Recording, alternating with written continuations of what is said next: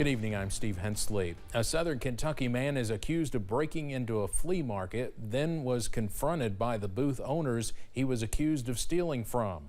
Vernon Grubb is now facing several charges. WYMT's Phil Pendleton spoke to one of the people who held Grubb down until police arrived to arrest him. It was early Sunday morning when a few people were getting ready to open the Cumberland Parkway Flea Market. An alarm went off, alerting of an intruder that was trying to make off with weapons. One gun that fell out of his pocket when we got him down on the ground, and then when the cops got here, they searched him. There was two more guns. Police say 39-year-old Vernon Grubb is trying to escape when confronted by the flea market owners. I mean, I was standing on his throat. I wasn't getting up. And then Larry had one arm. The other guy had a leg. My wife had a leg.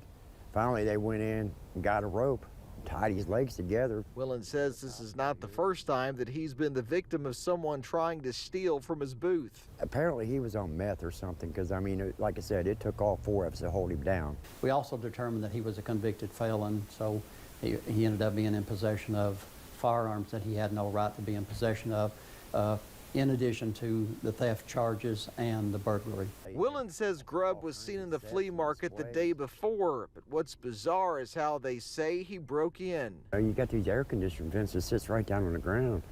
I mean, they're pretty good sized air conditioning units. He just shoved one out of the way and kicked the ductwork off and crawled through. And police are telling us that Vernon J. Grubb and those that were trying to bring him under control did sustain some very minor injuries. In Corbin, Phil Pendleton, now back to you.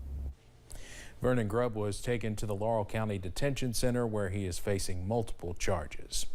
A Montgomery County man is facing first-degree assault charges after police say he attacked someone with a sword. Police say 42-year-old Mitchell Rutledge of Jeffersonville severely injured someone at a home. We are told the victim needed surgery and was taken to UK Hospital. We still do not know the condition of the victim right now. Police say a person has been detained who they believe walked into a mayoral candidate's office and fired shots.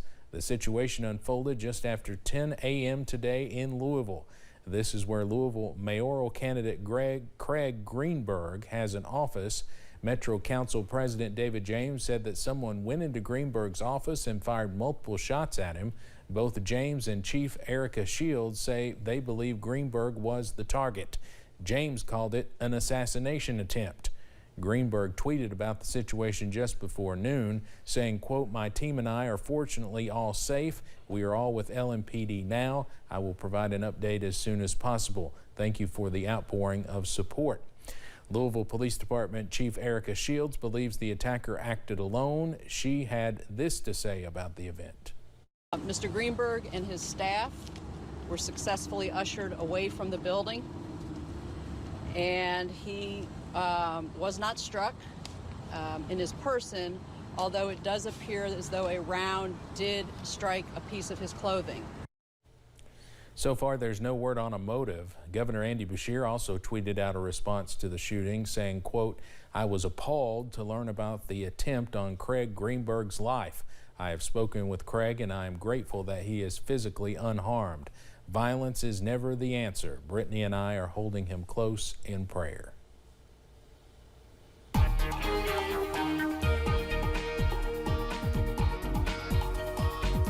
Another gorgeous looking afternoon around the mountains. We've seen almost no cloud cover at all and plenty of sunshine as a result. But you step outside and you think, I got to run back inside and grab the jacket because it's a bit chilly outside.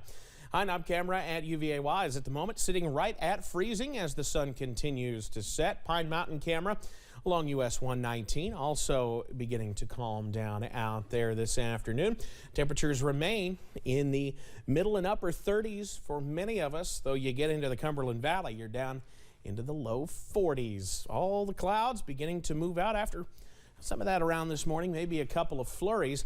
We'll continue to see quiet conditions returning to the mountains as we head later on into tonight, tomorrow as well. Really the beginning of Wednesday, we stay on the quieter side. Keep that WYMT weather app handy though, because I think you'll need it by the end of the week. No, not for wintry weather, but for another type of weather that starts with S. storms around the mountains. But for tonight, nothing we have to worry about, down in the low to mid-20s. I'll have the latest on when rain chances return coming up in just a little bit. Steve? All right, Evan, thank you. The Lexington chapter of the NAACP is calling for change to Kentucky's juvenile justice system. This comes after the criminal history of a teen accused of shooting a Lexington police officer came to light. Last week we reported about the 16-year-old. Court records show he should have been in jail at the time of the shooting. He had violated his bond twice this year on a 2020 arrest for assault, robbery, and wanton endangerment. He was just 14 years old at that time, but his case went to adult court. The NAACP says that should not have happened. Federal prosecutors in Tennessee say a Kentucky man has pleaded guilty to a multi-million-dollar fraud scheme. The U.S. Attorney's Office in Memphis says Charles A. Chuck Jones pleaded guilty to conspiracy to commit wire fraud. They say Jones targeted a federal program that gives money to rural schools for internet access. Prosecutors said Jones targeted schools in Missouri and Tennessee. Jones paid kickbacks to an E-rate consultant working with the schools involved in the case. The loss to the E-rate program was nearly $7 million.